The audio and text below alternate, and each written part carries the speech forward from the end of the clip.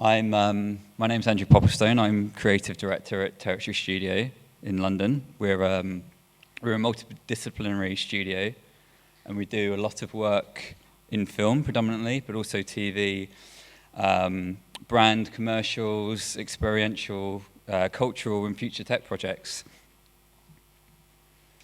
Here is an overly technical diagram for what we do in very non-specific terms.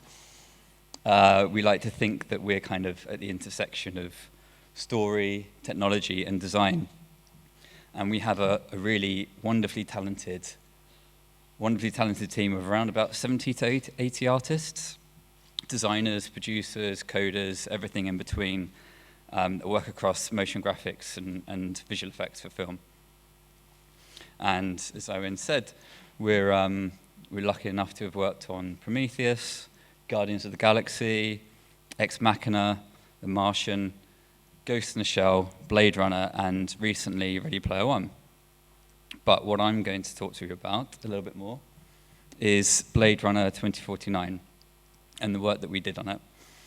Predominantly, we were asked to conceive the screen-based technology and the graphic language throughout the film, and then we played that back on set to act as kind of lighting sources and also direction for the actors, for them to interact with. But I shall show you some of the actual work. I want to ask you some questions.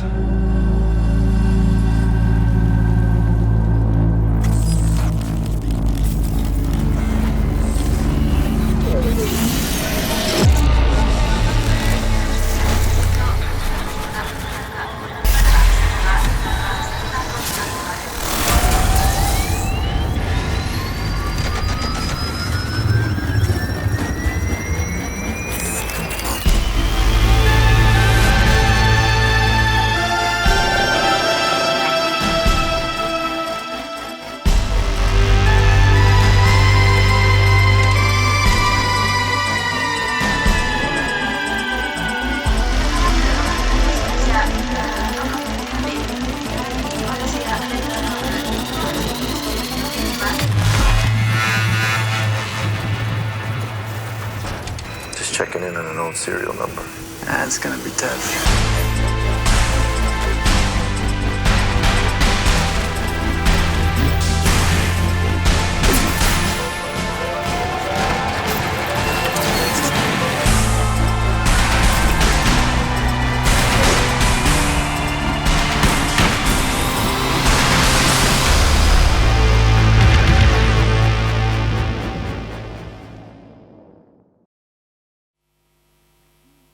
So, how did we get involved? Well, David, our founder, the founder of the company, his first project when he set Territory up 7 years ago was on Prometheus, and he worked with Paul Inglis, who was the supervising art director, and David somehow discovered that Paul was the supervising art director on a rather covert film, which turned out to be Blade Runner 2049, and called him up and said, hey, quite frankly, I'll give my right arm to get Territory on this project.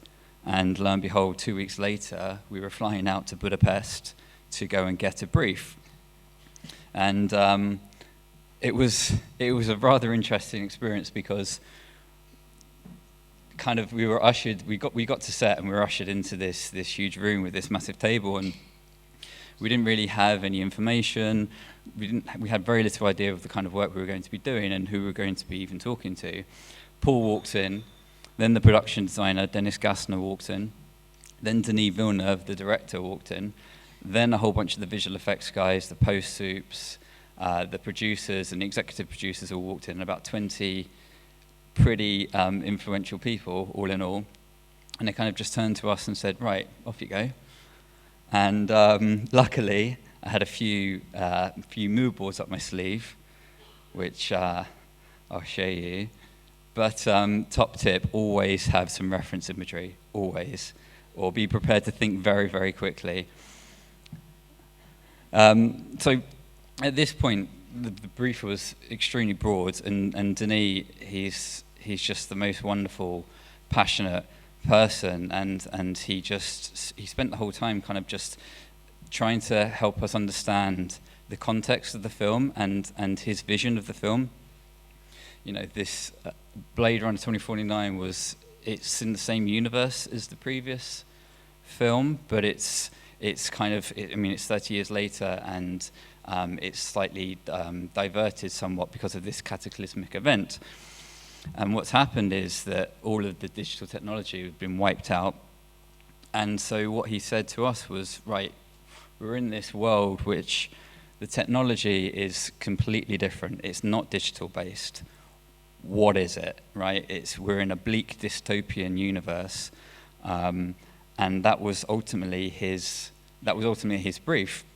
He knew what he didn't want. He didn't want Marvel. He was like, if it looks like it's from a Marvel film, I don't want it.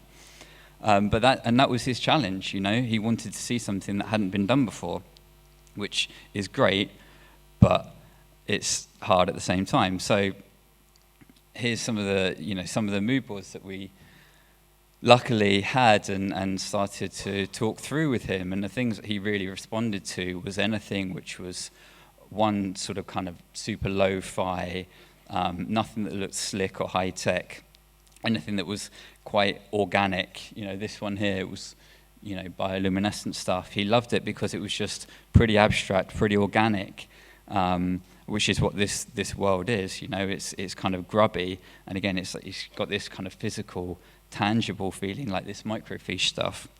Anything that didn't feel like it was a screen-based material. This one was all about texture and imperfections, and when he started to respond to some of this stuff, I said, well, okay, what about if we start throwing in some handmade processes? You know, the kind of human imperfections and the human processes that bring it to life, really. And that's what he kind of got really excited about that. And then when we were on set, and we went to set a couple of times, but when we were there the first time, we got to kind of dig around the art department a bit, which was great. And we were in Denis Villeneuve's office, and it's plastered with all this concept art, which was fantastic because, you know, we really got to get our heads into what this world's like. And you can see it's very much, it's very grubby, it's very bleak and dystopian. This set here. This is Josh's office. Joshi is she was the police lieutenant, and so we created the graphic language for the LAPD, and a whole bunch of this was in here, and there was a facial scanner, and there was kind of various kind of replicant records and various other bits and bobs. Oh, and the baseline as well, which I'll talk about in a bit. This one was the morgue scene, and this was quite important because you can see the screens there. It was this was where our graphics really helped to push the story along. Much like, well, and conversely, the market scene here was very much an environmental kind of everything. We created about 50 graphics here that all come together to create one overall impression, as opposed to just having one story beat. So ultimately, our task was to create the graphic language throughout the film. And what this does is it helps to define the characters, and it helps to build the universe. And it does that in a couple of ways. Ultimately, it's all about story. So with what we create, it helps the director or the filmmaker tell his story, or her story. Ivana. It's not just making stuff look cool. It's, you see it all the time in any sort of Marvel film. You get hundreds of screens of super high-tech looking stuff, and it looks wonderful, but it doesn't really do anything. It's not telling you anything specific. What Denis did really cleverly on this film was that he used technology and screens and graphics very sparingly, but ultimately, in doing that, it made their effect on the story much more significant. You can have the best looking graphics in the world, but if it's not doing anything, it's not communicating, then it's kind of pointless. We had a great example of that in when we were kind of knocking out some concepts, and we created this beautiful graphic, and he absolutely adored it. And you know, he's, like I say, he's a French-Canadian guy, and he gets so into stuff, and he absolutely adored this graphic, but it wasn't quite, he said it was the most beautiful graphic he'd ever seen, which is a wonderful thing to hear, but it didn't work, so ultimately it wasn't used. And our graphics serve two main purposes. You know, this is a detective story, so you know, we're going from one clue to the next, and what our graphics did was help to communicate a certain story beat or plot point, and help drive the story on to the next clue. For example, like in the morgue scene, or it's a world-building device, and it's adding layers, subtly, layers and layers of contextual detail, which helps to ground the film in reality. So when we got back to the studio, we started to write up an internal brief. How do we go about conceiving a whole new technology when we have no point of reference? All we know is digital tech, in our generation at least. So we kind of had to throw out the rule book somewhat and step away from the Mac, start playing with handmade processes and experiment. And it felt like going back to art school for a while. We had 2 weeks to concept and play with weird and wonderful techniques that we could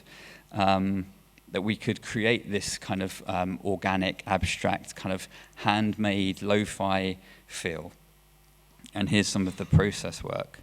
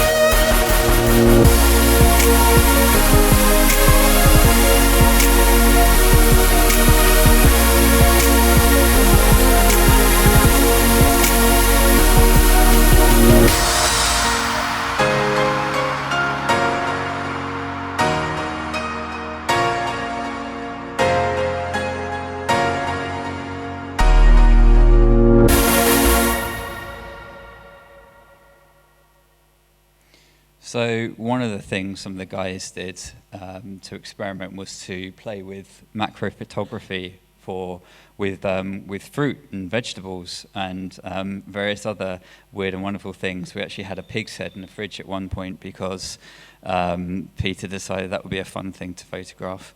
And you know, that was actually, weirdly enough, in the you can see in the top left, that's a grapefruit. And that actually became the basis for, so what we did was we used photogrammetry, and that's the idea of that is, I'm sure you know, is taking a photograph of an object from every single angle, and you can recreate that in 3D. We then brought that to life, and that became the basis for the baseline, which is where Kay, when he's being interviewed, is monitoring his brain. So the grapefruit became Ryan Gosling's brain, basically. And some of the other processes we played with, you know, we started thinking about physical and tangible processes. You know, in my head, it was always something, this technology was something that was going to be chemical combined with something kind of mechanical. And so we started playing with kind of like physical lenses shifting into place, because we can't, you know, you can't do a digital zoom. So how do we zoom into someone's brain? started playing with texture. Again, I think this is some more, I think there might be a banana actually, thinking about it.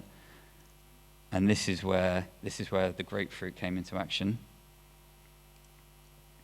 And so this was when we initially had 2 weeks of concept, and we explored a whole bunch of different designs. We initially started looking at the LAPD route, and that sort of graphic language as an area.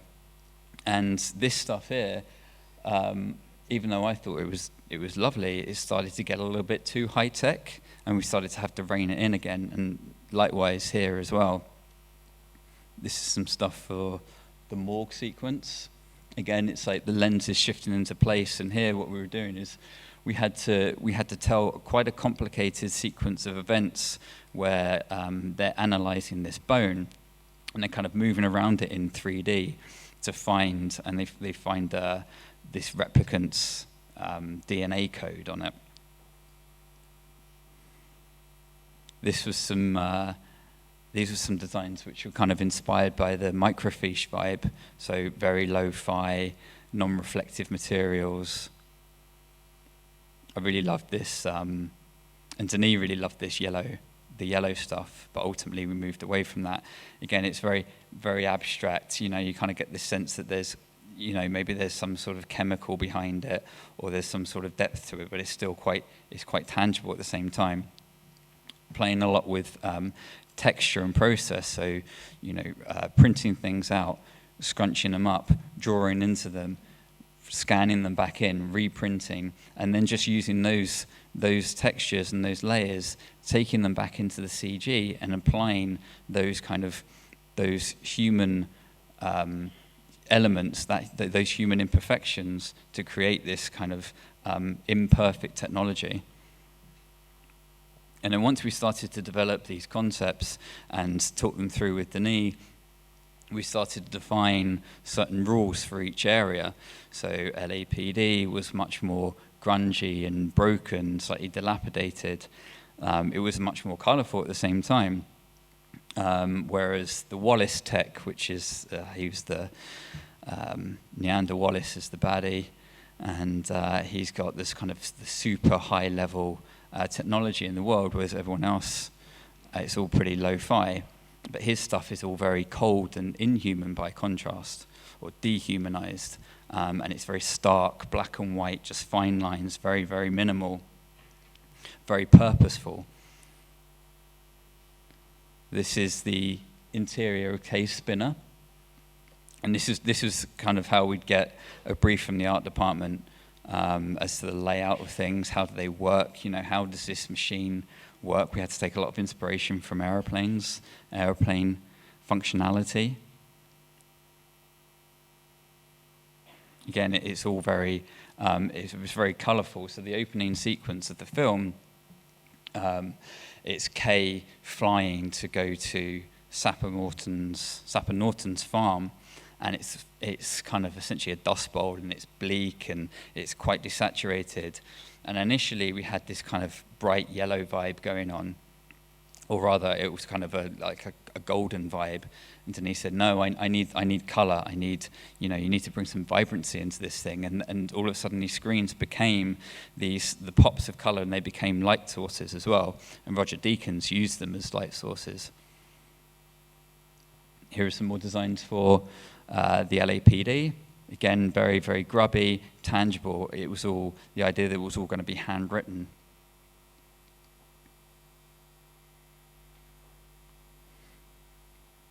So this is some of the final work now we're moving into.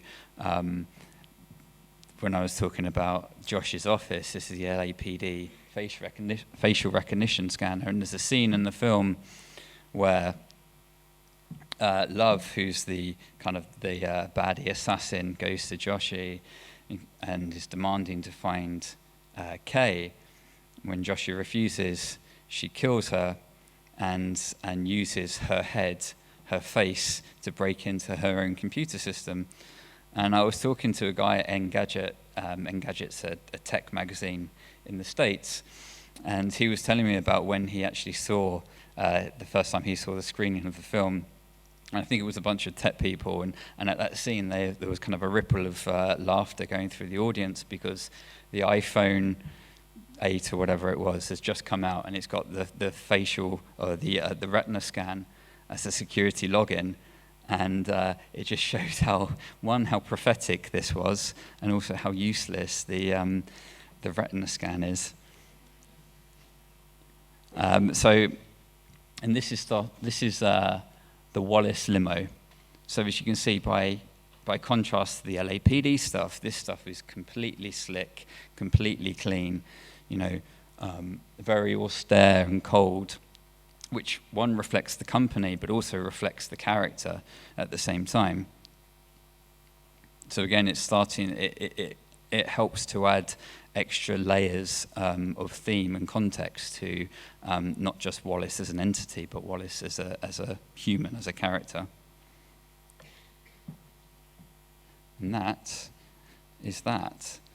Ultimately, the thing about this project and why it was so wonderful for us, not because it was Blade Runner, and as a designer and as a film geek, it's kind of a bit of a pinnacle project to work on, but to work with a director like Denis was really an inspiring and wonderful process, because he was someone that not only encouraged you to experiment, but wanted you to, because he knew he knows that's how you get the best out of something, and it took that for us to realize that actually, the easiest thing in the world is to do your normal CG work or the coolest visual effects or use the best technology, but actually stepping away from the Mac was incredibly liberating, and sometimes that's just the best thing to do.